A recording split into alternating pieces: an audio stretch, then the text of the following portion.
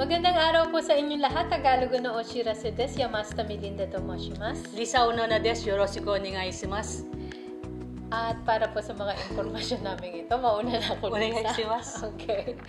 Okay, tungkol po ito sa libreng pagpapayo at pagpapakonsulta sa kalusugan para po sa mga dayuhan or in Japanese, Gaikokujin no tame no Muryo Kenko Sodan to Kenshinkai o jisshi shimasu.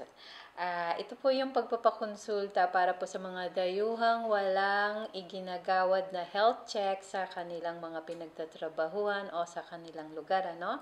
At gayon din po dun sa mga walang huken o seguro sa kalusugan. May problema po sa pagbabayad sa konsulta o hindi marunong po ng salitang Hapon.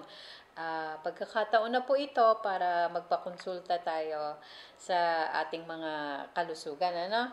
At syempre, kung nakasiguro man kayo o hindi, ay maaari kayong makahingi po ng pagpapayo at pagpapakonsulta ukol po sa ating kalusugan. So, ang petsa po nito ay sa Nobyembre 17, linggo po yan, mula alas 10 hanggang alas 3 po ng hapon. At syempre yung lugar po ay sa Shizuoka Saiseikai Sogo Hospital sa Oshika Ichome 1-1 dito po sa may Suruga District, Shizuoka City. At may mga laan pong mga libreng parking or parking space para po sa 50 sasakyan, ano? At yung bayad po ay libre po ang pagpapakonsulta, subalit may communication cost na 200 yen po ang bawat isa. At syempre mangyaring bayaran ito sa reception, at kung pupunta kayo sa event na ito na di nakapag-apply naman in advance ay hihingan po kayo ng 500 yen bilang kabayaran po sa pagpapakonsulta, no? At yung limitation po, may limitation pong 200 na katao, at yung pagpapatala mangyaring pirmahan po lamang yung mga application form na makukuha po natin like sa same office, ano? At ipadala po yung form by post na may halagang 80 yen na yung post no, ano man tawag doon, selyo, ano? Idikit po yan sa sobre hanggang October 31 po yan. At yung address po ay sa Committee of Free Health Consultation sa 20-A0839 Shizuoka City, Aoi District sa may Takaju po yan, Iguchi Building 2A. At para rin po, para sa iba pang mga impormasyon, pwede rin po kayo makakuha ng application at saka information sa kanilang website. Ayun, yan pa yung karagdagan. At sa iba pa po nating impormasyon para sa araw na ito, ay ibibigay naman po sa inyo ni Lisa, at yan po ay tungkol sa Jishi ni Tsunaite 1 Point Advice o yung mga libreng pagpapayo tungkol sa Lindol Tokai. Hi, Lisa. Maraming salamat, Melinda.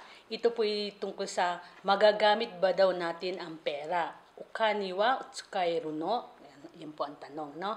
Sakalin daw po magkaroon ng kalamidad tulad po ng lindol, maaaring mawala o masunog daw ang ating mga bank book, income o seal, cash card at iba pang pagpapatibay. Ang mga ATM daw na bangko ay maaari din daw pong mawalan po ng serbisyo. Sa pagkakataon ng ganito, paano tayo maaaring maka-withdraw o makakuha daw po ng pera? Sa naganap daw po sa Higashi Nihon Daijishin noong Marso 2011, matapos daw mapatunayan ang tunay na may-ari ay nakakuha daw po ito ng mga pera. Sa paghahanda naman daw po sa pagdating ng mga kalamidad ay mangyaring gumawa daw po tayo ng 2 kopya ng mga instruction na nasa ibaba po. Ang isang kopya po ay ilagay ninyo at sa dadalhin sa pagtaka sa emergency bag para sa oras daw po ng kalamidad. Samantalang isa namang kopya po ay ipatago sa inyong mga kamag-anak na malayo sa inyong mga area.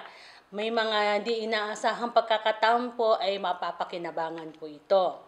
Tulad po ng bank book, kopyahin daw po ang mga page na nakatala ang inyong mga pangalan, account number, pangalan po ng bangko, sangay po ng bangko. At yung mga driver license po natin, passport, residence card, yung alien card registration card po. At para daw po doon sa maaari daw po mapalitan sa bangko o post office ang inyong mga nasunog na o napunit na pera. Kung may mga 2/3 o higit pa ang natitira sa nasunog o napunit na bill, ay maaari daw po mapalitan ng buong presyo. Pero kung samantalang ko ang 2/5 naman daw po ang bill naman ay mapapalitan to ng kalahati ng halaga ng inyong bill. Sakaling daw masawi ang may-ari ng pera ay mananatili daw pong nasa bangko o sa post office lamang ang pera. Sakaling may naaayon sa batas na tagapagmana nito ay ihanda at ipasa lang ang kinakailangan na dokumento na nagpapatibay na ang inyong relasyon bilang isang pamilya. Matapos ang pagpapatibay, ito ay may karapatan kayong ma-withdraw ang perang nakadeposito po sa bangko. Okay, at yan po ang buod ng aming mga impormasyon para sa araw nito. Magandang araw po sa inyo lahat.